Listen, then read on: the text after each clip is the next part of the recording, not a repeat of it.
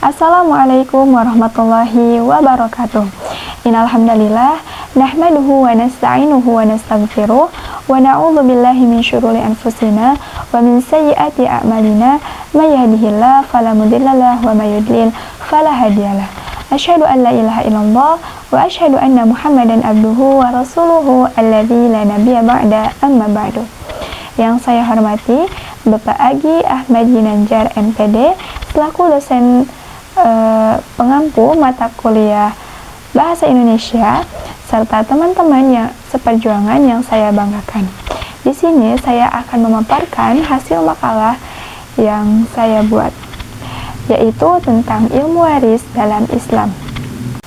Ilmu waris merupakan cabang dari ilmu fikih dan mempunyai peranan penting dalam kehidupan umat muslim.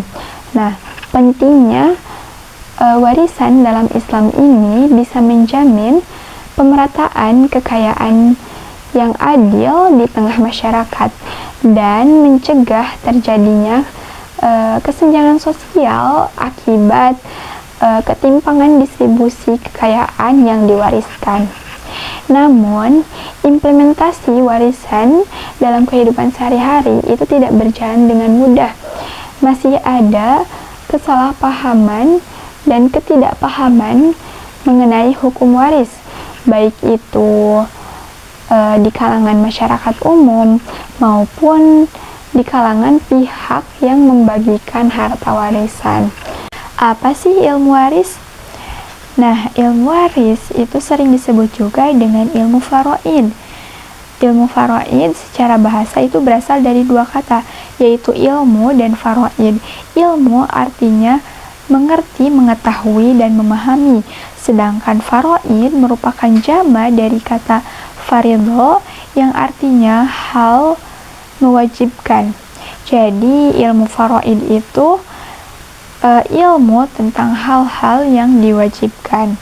Nah, sedangkan menurut istilah, ilmu faraid merupakan ilmu yang dibutuhkan oleh umat Islam untuk mengatur atau memindahkan harta dari orang yang sudah meninggal kepada orang yang ditinggalkan atau ahli waris yang berhak menerima dengan bagian-bagian yang sudah ditentukan oleh syariat. Nah, untuk selanjutnya itu ada sejarah kewarisan sebelum adanya Islam dan sesudah adanya Islam. Sebelum Islam datang atau masa jahiliyah, harta waris itu hanya diberikan kepada kaum laki-laki yang sudah dewasa, ditandai dengan kemampuan menunggang kudanya untuk bertempur di medan perang. Sedangkan kaum perempuan dan anak-anak, baik itu anak laki-laki maupun anak perempuan yang belum dewasa, itu tidak mendapatkan harta waris karena mereka itu dianggap lemah dan tidak bisa menjaga keselamatan hartanya. Sedangkan setelah datangnya Islam, pada awalnya memang tidak ada perubahan. Namun lambat laun ketika Nabi Muhammad SAW hijrah ke Madinah, itu ada yang dihapus gitu, dan hanya menyisakan hukum kekerabatan, di mana ketika kaum muhajirin yang datang dari Mekah ke Madinah dan mereka tidak membawa perlengkapan yang cukup untuk menetap di Madinah gitu, kaum Ansor memberikan sebagian harta mereka kepada kaum muhajirin. Nah, terus turunnya Al-Quran secara berangsur-angsur juga mengubah hukum kewarisan gitu.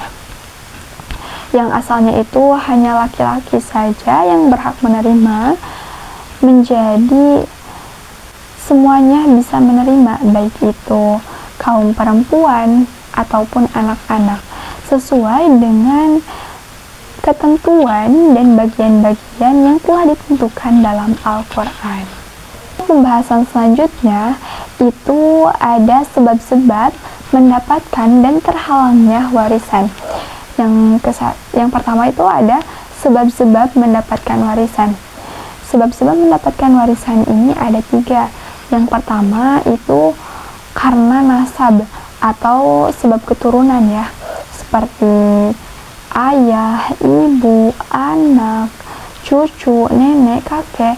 Mereka berhak menerima waris dari si mayit sesuai dengan ketentuan yang sudah berlaku. Yang kedua itu ada sebab pernikahan. Nah, ketika seorang laki-laki dan perempuan sudah menikah, maka mereka itu memiliki hak saling mewarisi gitu, waris mewarisi. Yang ketiga itu ada sebab wala.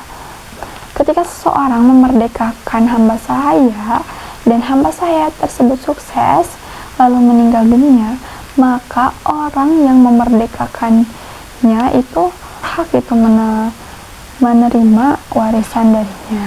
Yang selanjutnya itu ada sebab-sebab terhalangnya warisan. Nah, dalam pembagian warisan itu tidak semuanya bisa mendapatkan warisan. Bahkan ada yang tidak sama sekali berhak mendapatkan warisan meskipun nasabnya itu kuat dengan si mayit. Ada 3 sebab ya. Yang pertama itu sebab pembunuhan. Ketika seorang ahli waris itu ingin cepat-cepat mendapatkan harta warisan dan dia membunuh, maka dia tidak berhak mendapatkan warisan dari orang yang sudah dia bunuh. Pembunuhan di sini disengaja ya, bukan karena membela diri. Yang kedua itu ada berlainan agama. Orang kafir itu tidak berhak mendapatkan harta warisan dari orang muslim. Sebaliknya, orang muslim tidak berhak mendapatkan warisan dari orang kafir. Contohnya gini, ada yang murtad nih, murtad dari agama Islam. Maka orang yang murtad tersebut tidak bisa mendapatkan waris dari orang tua atau kerabat yang meninggal. Terus yang ketiga itu ada sebab perbudakan.